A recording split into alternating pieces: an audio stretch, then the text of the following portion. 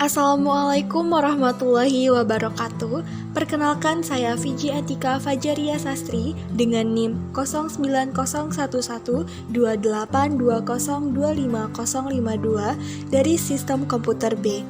Di sini, saya akan memaparkan progres hasil proyek saya guna memenuhi tugas kecerdasan buatan dengan judul Classification of Various Types of Garbage Using the CNN Method. Yang pertama adalah trash introduction. Sampah merupakan material sisa hasil kegiatan sehari-hari yang berasal dari rumah tangga, pertanian, industri, bongkaran bangunan, perdagangan, dan perkantoran. Pengertian ini menurut Swerda tahun 2012. Sampah adalah salah satu contoh masalah dunia, baik di negara berkembang maupun negara-negara maju. Di kota-kota besar di Indonesia, sampah yang dihasilkan bisa mencapai puluhan ton setiap harinya. Sampah sendiri terbagi menjadi beberapa kelompok dan jenis. Contohnya, sampah organik, anorganik, B3, cair, debu, padat, dan lain sebagainya. Convolutional Neural Network atau CNN merupakan salah satu metode artificial intelligence yang diterapkan khusus untuk data berbentuk visual atau citra. Metode CNN dengan arsitektur unit digunakan dalam penelitian ini untuk mengklasifikasikan dan menentukan posisi patahan secara otomatis di dalam data seismik 3D.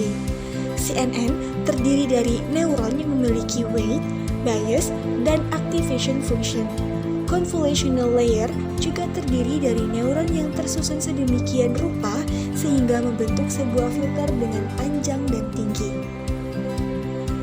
Tujuan dari proyek ini, yang pertama, merancang sistem pengenalan sampah berbasis CNN.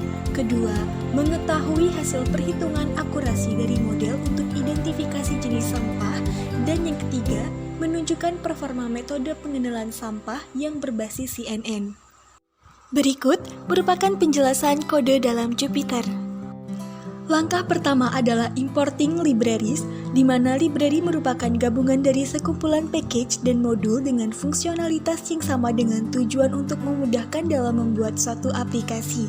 Yang pertama, import NumPy atau numerik Python yang digunakan untuk membuat objek kelas array tunggal.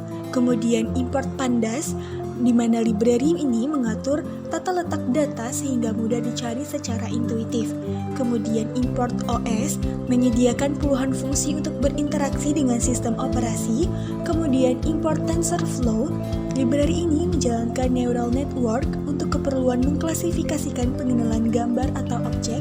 Dan terakhir, import Matplotlib, di mana library ini melakukan visualisasi data seperti membuat pola grafik untuk satu sumbu atau lebih.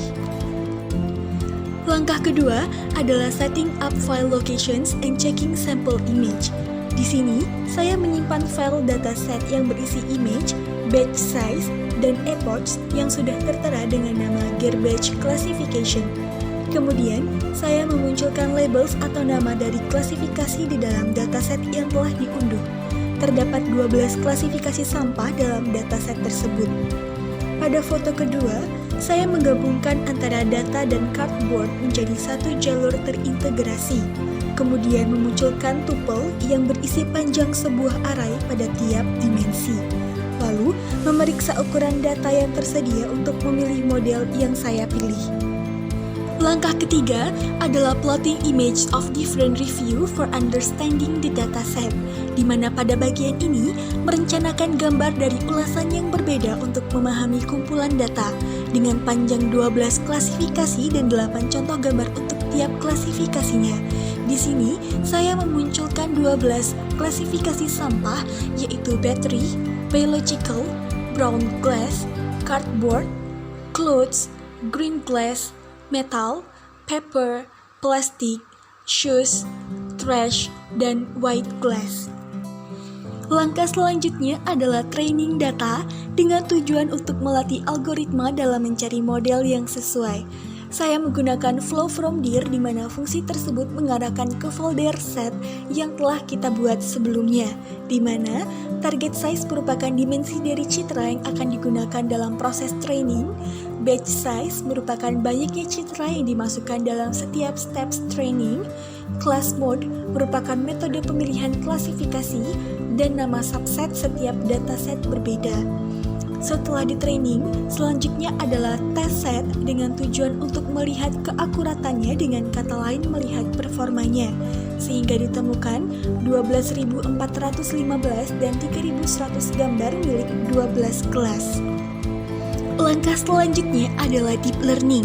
Saya menggunakan model keras sequential karena sangat mudah untuk bekerja dengan API atau Application Programming Interface.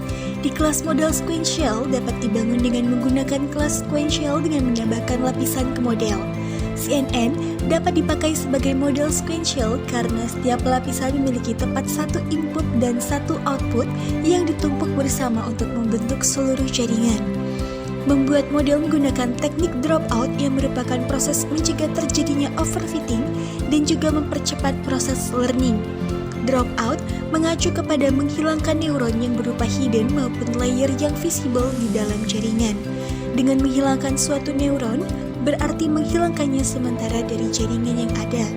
Neuron yang akan dihilangkan akan dipilih secara acak. Setiap neuron akan diberikan probabilitas yang bernilai antara 0 dan 1. Itulah penjelasan progres pertama saya yang berjudul Classification of Various Types of Garbage Using the CNN Method. Progres saya ini berkisar 65% dari 100% total rampungnya project. Ada sekitar 35% lagi yang akan saya selesaikan sehingga menghasilkan beberapa dari tujuan yang sudah saya jelaskan di awal. Itu saja yang dapat saya sampaikan. Kurang dan salahnya saya mohon maaf, dan semoga penjelasan ini dapat memenuhi tugas dalam mata kuliah kecerdasan buatan. Saya akhiri. Wassalamualaikum warahmatullahi wabarakatuh.